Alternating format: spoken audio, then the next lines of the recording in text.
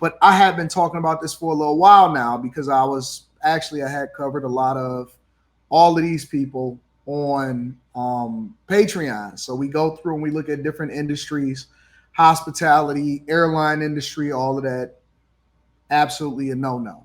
But I had said a while ago on a previous live stream um, that Spirit and First Spirit, then probably Next Frontier, was going to be going out of business. So Spirit Airlines filed for bankruptcy for the second time this year. For the second time this year, Spirit Airlines has filed for bankruptcy. Okay. I don't like it. Why is this so loud in here? That don't make sense to me. Give me a second. Let me make a quick adjustment. I might have to have this fixed or whatever. But anyway, Spirit Airlines is filing for bankruptcy. Make sure y'all hit a like for the algorithm, subscribe to the channel, and turn on your notifications. I am going to share my screen with you guys, and we are going to go over this. And I'm going to break down why you never, ever, ever, in a general sense, never, ever, ever, ever, ever, ever, ever, ever, ever invest in an airline. Okay? All right, so let's deep dive. So, Spirit Airlines filed for Chapter 11 bankruptcy protection for the second time in a year. Kay Cooper says, how do you file twice in a year? Well, I'm going to break that down for you. Well, let me just give you the game right now. Let me tell you how you file for bankruptcy twice in a year. The first time that Spirit filed for bankruptcy, and I'll go through that in this article, filed for bankruptcy protection for the second time in a year, just months after the country's largest budget carrier failed to find sturdy financial footing when it came out of Chapter 11 protection. In March, Spirit debt holders agreed in the airline's previous bankruptcy to exchange $795 million in debt for equity, but the carrier avoided bigger changes to cut costs, like getting rid of planes or more dramatically shrinking its footprint. So that is the key, right? In their first bankruptcy that they filed in December, and then they emerged in March of this year. And this is one of the reasons I went over this previously. But in their first bankruptcy, in order for them to basically restructure, because they have what they listed as their assets on record, and I think it's here somewhere in this, is $1 billion to $10 billion in their assets. I'm not sure what that is, but they listed $1 billion to $10 billion in assets. They got $795 million in debt, and they exchanged that for equity. So here's the problem. Spirit, they never changed the way that they operate from a business perspective. They flew the same routes. They got the same customer service. It's the same costs. They got the same people working there, and they are competing against a much more competitive industry because not only, right? Not only do you have headwinds when it comes to tourism and people pull back when they start to experience some kind of financial problem, but you also have places like Vegas, they say, and different places. You also have tourism declines, supposedly, but also on top of that, you got other airline carriers that's becoming more competitive.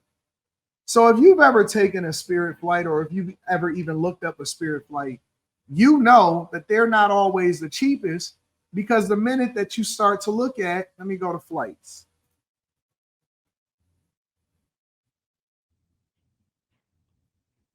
The minute that you start to add in the stuff that you would normally do, like luggage, like carry-ons, like all of that stuff, it start to change, right? You start to change your costs. It starts to be parity with other airlines. So let's say we want to go from, let's go main.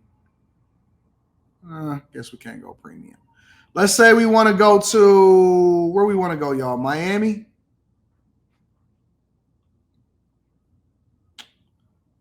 Can't you make it flexible? I thought you could make it flexible on this.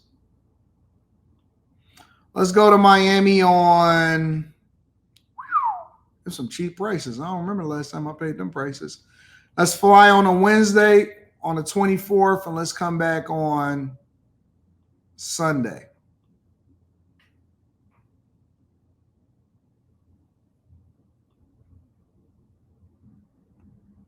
Spirit is the cheapest, right? As usual.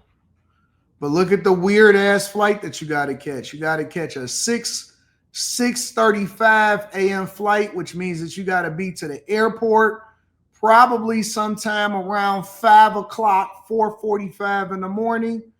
And you get a nonstop flight with no bags at $118. But if you want to go with an American Airlines or a Delta, you can go up to $198, which you know that it's going to be people trying to save that $70. They trying to save that $70, but you can catch an 8:30 a.m. flight on Delta, and it's for $70 more. Now, remember, this is round trip. That's $35 one way and $35 the other way. And this is assuming that you don't have any bags. Now, if you decide to have bags, like it says right here, there's additional fees for carry-on bags and additional fees for checked bags. Which means that once you throw a bag on one way and once you throw a bag on the other way, even if it's a carry-on, you're now over what you would have paid on Delta to have a carry-on. What's the cost to carry on the bag for Spirit? Let's see. Cost to carry Spirit. One way. So the cost to carry on the bag at Spirit ranges from $40 to $65 or more. $40 to $65 for carry-on bags, and people be in there trying to stuff. So let's just throw it at $50 to $55 one way. So now what you've basically experienced as you went in there trying to save money, trying to be cheap, and now you actually are paying more just to have a carry-on bag. So if you just catching a quick flight or something, I'm not telling you that you shouldn't try to save your $35 one way and then $35 the other way, and then you pick a weird time in order for you to fly. For most people, they just pay the extra $70. They had a carry-on bag, and then they go in and they chilling. You know what I'm saying? It ain't even that big of a deal. When you get to the Delta counter, they probably gonna make an announcement. Hey, it's a full plane. So everybody, we need, volunteers to check your bag, to check your luggage or whatever, so on and so forth. So basically you operating at the same cost, right, as everybody else. And this is what I'm saying. You're not going to probably get the exact same. I've known people that flew one way and, flew a round trip flight, and then they wind up spending more than what you would have spent to actually just get a regular flight from a regular carrier. Neither here nor there, right? But just in a general sense, I didn't even know flights was that cheap. $200 a round trip? That's crazy out here in these streets. Anyways, but instead of them changing the way that they do business, looking at the different flights, looking at the data, making sure that they change the way that you travel to and from, maybe canceling some routes because they're not as busy, they're not as popular. They instead decide to basically exchange the debt for equity. So what the debt holders agreed to was say, okay, so we're going to take some more partial ownership in Spirit Airlines in order to wipe out the debt. So we still want to get our money on that end, but instead of us getting it on this end for the debt holder because you paid us and you want to pay us back the interest, we just going to make sure that you just we get equity into the company. And so that's what Spirit decided to do. They never changed the way that they operate. They never changed their customer service. They never canceled routes. They never made sure that they was getting the most. They never made sure that they rebranded so that they can be more competitive with other airlines. They just kept operating like business as usual, and they expected in order to survive. Never was going to survive. Anyway, Spirit says it will now, it didn't do it the first reorganization. Now, in this second reorganization, is now going to reduce its network and shrink its fleet. Cuts that it said will reduce costs by hundreds of millions of dollars. Translation, they're going to cancel routes that's not as popular. They're going to lay some people off. Pilots, customer service, agents, all of that stuff, stewardess, whatever. They're going to be laying people off, and then they're going to sell some planes in order to raise some funding. That's what that means. Since emerging from our previous restructuring, which was targeted exclusively on reducing Spirit's funded debt and raising equity capital, so they was just basically trying to raise money and solve for their debt. It has become clear that there's so much more work to be done and many more tools that are available to best position future Spirit for the future, says Spirit CEO Dave Davis. In his filings, Spirit listed its assets and liabilities between $1 billion and $10 billion.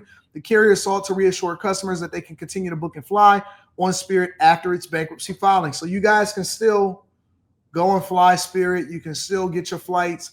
If you got a flight that's booked to the Dominican Republic because you're trying to bust it down for a real one, you more than welcome to do that. They're still going to fly your flight. They're in bankruptcy protection, which basically means that, it's not like they're going to fold or collapse the company right away. They're trying to restructure and say, hey, we are a viable business. We've already restructured our debt. We're going to actually come together with a better business plan to be profitable. And so all of my bonnet queens that is flying to Miami to make sure that they get their lipo and to get their BBLs, you still got a way to get there as cheap as possible. You still got a way to get there as cheap as possible. JetBlue wants to buy Spirit. The Biden administration blocked it. Well, let's talk about that. JetBlue wanting to buy Spirit. Here's the thing. JetBlue wanting to buy Spirit don't necessarily mean that they're going to keep Spirit open. A lot of times what happens when they buy these platforms or when they buy these plane companies, what they do is they have synergy. So what synergy is they take their customer service, their desk agents, their pilots or whatever, and then they get rid of and they lay off a bunch of people, and then they just absorb their planes or they absorb their assets. And a lot of times what they'll do is they'll respin that off into a different company, and they'll get rid of their debt onto that company. That happens more often than you realize. Frontier was trying to merge with Spirit. JetBlue was trying to buy Spirit. And so it's not necessarily going to translate into a better experience. I think that a lot of these companies are going to start to go away. And it's not even uncommon for airline companies to file for bankruptcy. That's pretty normal. All right. And so you don't want to be involved in it. Spirit's stock price is absolutely collapsing after hours. I'm pretty sure somebody got rich by shorting the stock. I think Frontier is going to suffer. I think all of that stuff is going to suffer. So